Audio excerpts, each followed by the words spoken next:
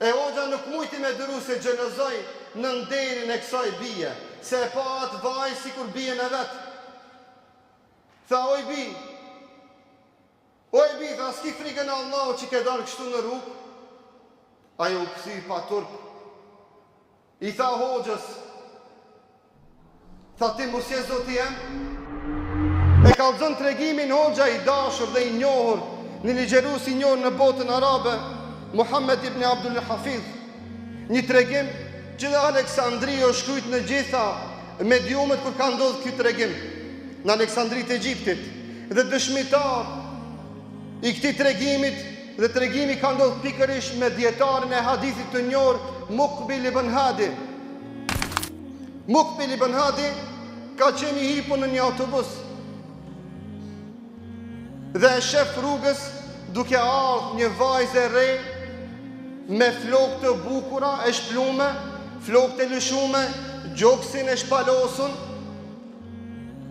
e veshur me tesha të shkurta të i dukshme, e tërheqëse, e parfumosur me parfum që tërheq shikimin e çdo mashkull dhe femre, dhe e vëren nga jashtë që gjithë e shikojnë atë femër dhe askush nuk i thot asgjë. Ama gjithë e shikojnë sepse ajo ishte e veshur në një formë provokative. Si mundet një bi e jona para syve të babës të vetë me dalë kështu?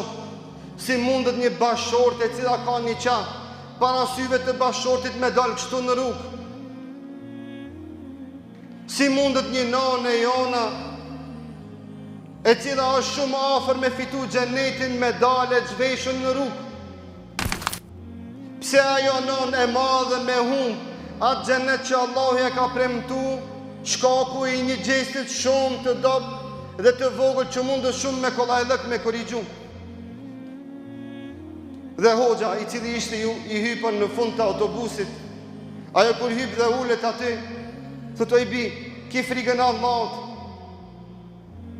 Si s'ke frikën Allahut? Shoku se hoxha ishte dhe pak më i shumë, e pasë në autobus, gjithë në vend sa me këshilu e shikojnë, i kullotin sy që thëjmë të na.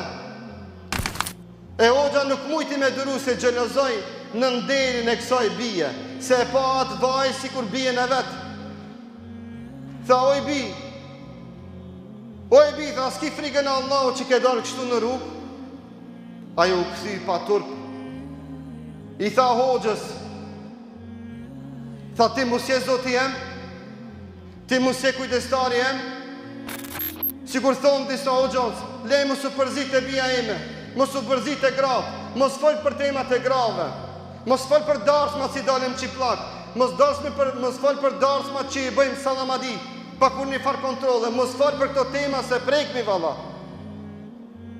Ajo u tregu alo ma arogante, i tha, që telefonin thire zotin tënë tregoj për mu, me mu tha s'ki pun, që telefonin si dush thire në telefon, zotin tregoj tha për mu. La ilaha illallah. La ilaha illallah. Vetë hoxha dëshmitar. Thot në fund të stacionit kur mritëm, dashtëm me zgju, zbritën uftart, ajo mbeti aty, menduam se e ka zonë gjumi.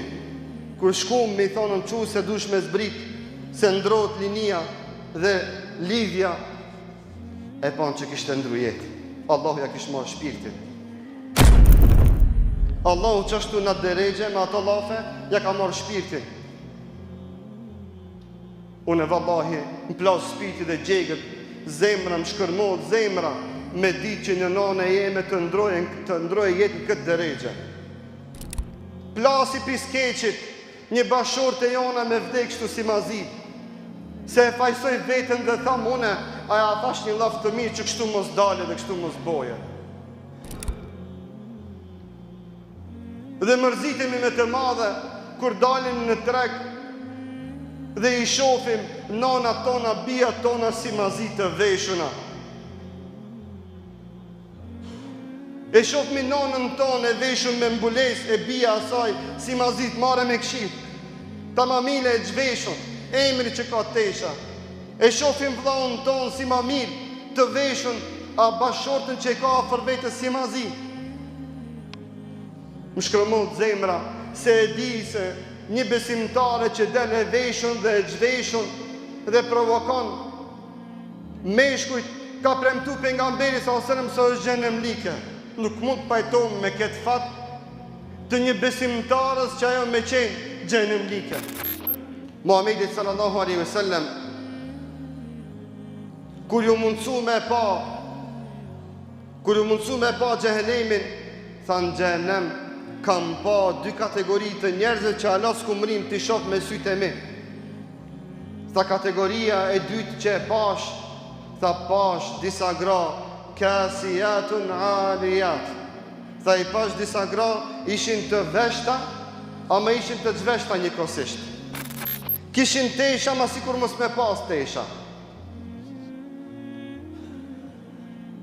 Dhe tha Muhamedi sallallahu alajhi wasallam, mallkimi Allah qoftë mbi burrat që përngjasojnë grave në veshje. Mallkimi Allah qoftë mbi gratë që përngjasojnë burrave në veshje. I boli lanet i mallkoj. E si mbet puna e motrave tona, e bijave tona, të cilat dalin të zhveshuna në për rrugë, e tërhekin dhe shtin një dunjon gjuna, se çdo femër e cila del prej shtëpisë së saj, nëse ka dalë një formë dhe mënyrë e cila është tërheqëse nga për meshkujt tjerë, ata do ta shikojnë dhe do të fitojnë gjuna dhe haram. Dhe kjo motër, kjo besimtare, u bo shkaktare që gjithë këto meshkuj që hinë në gjuna dhe ajo të fitojnë gjunahin e tyre. Edhe gjithë atimve që më kanë thonë mos fol se për këtë temë që kime gabu, ju thamë faleminderit për këshillën, a mune mendoj se hiç s'kam gabu. Se jam të folë për nanën teme, jam të folë për bijën teme, jam të folë për bashkëshortën teme, jam të folë për familjen teme, që e kam vendin tem, dhe jam të folë për njerëzit që nëse nuk flasë në ditën e gjykimit, kanë me më kapë për fyti dhe kanë me më thonë, pse nuk në thave, pse heshte, mu i të më intereson. I të më intereson kush që shkon me komentu këtë, e atë që shkon me trajtu media tona, e asë se dikush ka më mundu me prish komoditetin, fare, gajle se kam atë pjesë. Më intereson një gjonë. Unë kur dalë para Allahut azza wa jall, të kemë arsye dhe të mu Allah, unë i këshillova këto motra, i këshillova këto vlezër. Ju thash mos hajde në xhami si mazit vesh unë i bukur mirë, vesh një tesha që nuk janë të i dukshme, i këshillova edhe motrat e mia, ju thash mos dilni në treg, të nxime, të zhveshta e të zbukurume, dilni të mbulume si ju ka hije, si besimtare dhe robneshat Zotit. O Zot i madh, na ty të lusim që të na falesh. O Zot i madh, na ty të lusim që të na përmirësosh. O Allah, na ty të lusim që gabimet tona të na bëjsh afë dhe magfiret, dhe këtë rinin ton të eruish dhe të embrojsh dhe të udhëzosh në rrugën e vërtetë.